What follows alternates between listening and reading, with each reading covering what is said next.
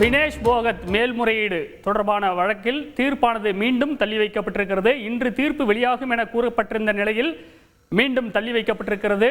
வினேஷ் போகத் மேல்முறையீடு தொடர்பான தீர்ப்பை மீண்டும் தள்ளி வைத்தது சர்வதேச விளையாட்டு நடுவர் மன்றம்.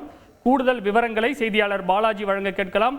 பாலாஜி, இந்த தீர்ப்பானது 16ஆம் தேதி இரவு 9 மணிக்கு வழங்கப்படும் என்று கூறப்பட்டிருக்கிறது. கூடுதல் விவரங்கள் சொல்லுங்க. வணக்கம்.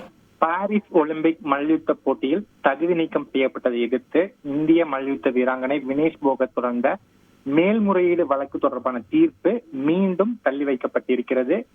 இந்திய நேரப்படி 13ஆம் தேதி இரவு 9:30 மணி அளவில் தீர்ப்பு வெளியாகும் என சர்வதேச விளையாட்டு நடுவர் மன்றம் ஏற்கனவே அறிவித்திருந்தது. ஆனால் தற்போது தீர்ப்பு தேதியானது ஆகஸ்ட் 16ஆம் தேதிக்கு தள்ளி வைக்கப்பட்டிருக்கிறது. ஆகஸ்ட் 16ஆம் தேதி இரவு 9:30 மணி அளவில் தீர்ப்பு வெளியாகும் என்று தற்போது தகவல் கிடைத்திருக்கிறது.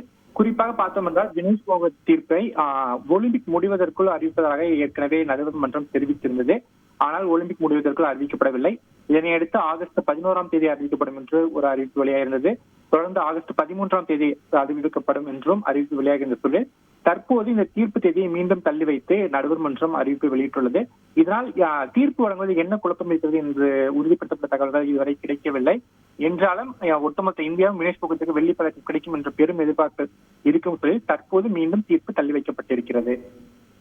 கூடுதல் விவரங்களுக்கு நன்றி பாலாஜி.